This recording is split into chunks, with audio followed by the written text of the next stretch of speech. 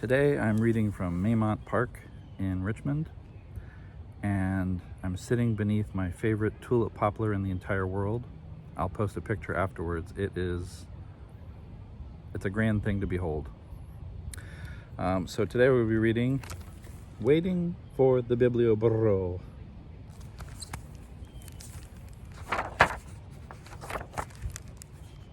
On a hill behind a tree, there is a house. In the house, there is a bed, and on the bed, there is a little girl named Anna, fast asleep, dreaming about the world outside and beyond the hill.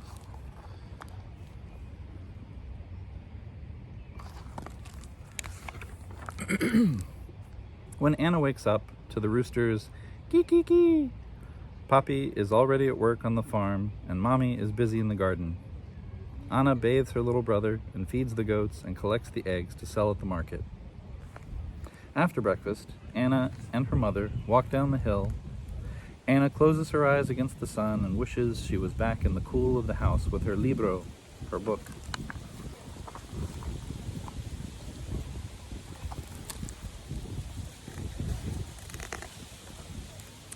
Anna has read her book, her only book, so many times she knows it by heart.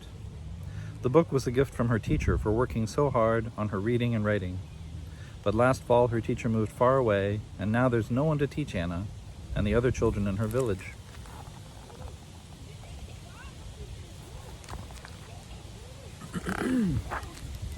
So at night on her bed in the house on the hill, Anna makes up her own cuentos and tells the stories to her little brother to help him fall asleep.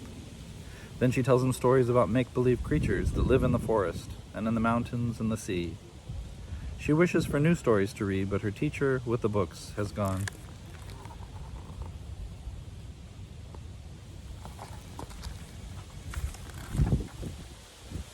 One morning, Anna wakes up to the sound of tack-a-tack, clip-clop, and a loud eeyak, eeyak. When Anna looks down the hill below her house, she sees a man with a sign that reads, Biblioburro. With the man, there are two burros. What are they carrying? Libros, books. Anna runs down the hill to the man with the sign, and the burros and the books. Other children run to him too, skipping down hills and stomping through the fields.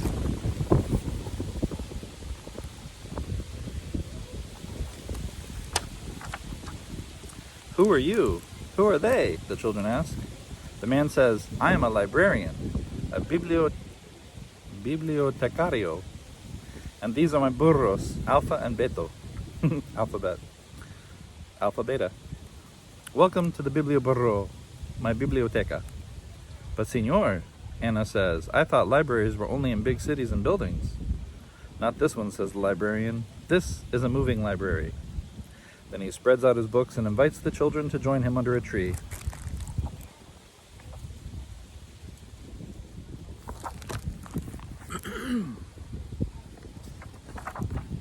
Once upon a time, the librarian began sharing the story of an elephant who swings from a spider's web. He reads from books with beautiful pictures that helps the little ones learn their ABC abecedario.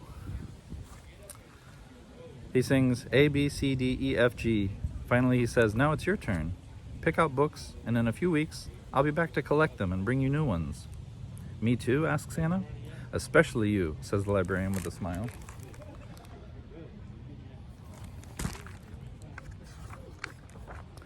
So many cuentos. While Alpha and Beto chomped on the sweet grass under the tree, Anna picks up book after book and finds pink dolphins and blue butterflies, castles and fairies, talking lions and magic carpets.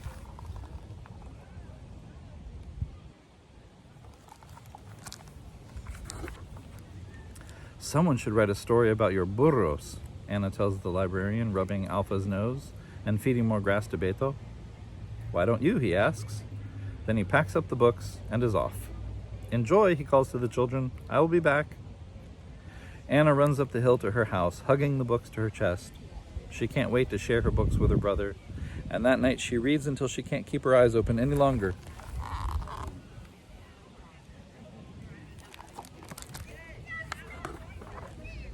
Each morning, Anna does her chores and reads and looks out her window. She listens for the sounds of Alpha and Beta, but weeks pass and the librarian does not return.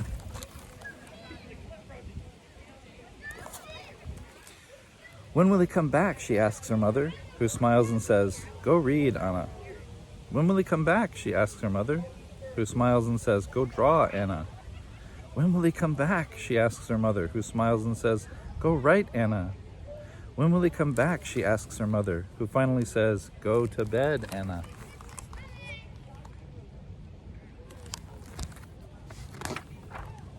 One night, Anna dreams she is flying over her country on a butterfly's back. In her dream, she crosses mountains and oceans and rivers and jungles, bringing stories everywhere she goes. Stories fly from her mouth and fingers like magic, falling into the hands of the children waiting below. When Anna wakes up, she misses Alpha and Beta and the Biblioburro's books. She remembers that the librarian told her that she could write a book, and so with paper and string and colored pencils, she does.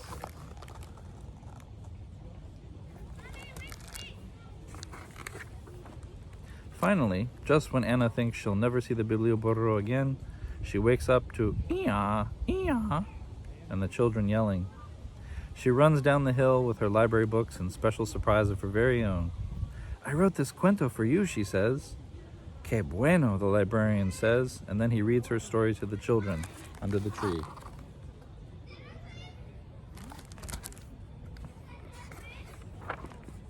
When it's time to go, Anna's book is packed carefully on the burro's back, ready to be carried away over the hills and through the fields to another child